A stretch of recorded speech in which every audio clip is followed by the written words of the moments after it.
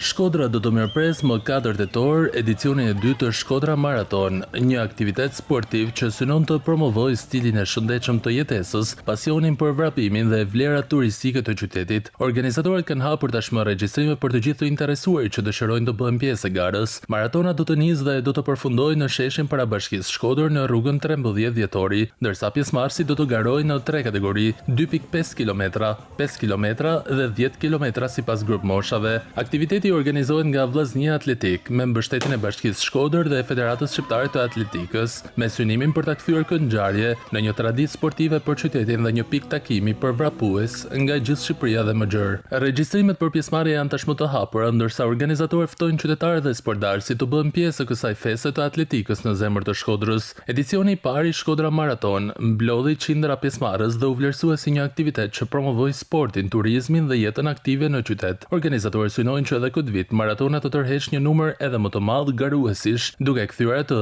në një nga aktivitetet sportive më të rëndësishme në kalendarin vjetor të Shkodrës.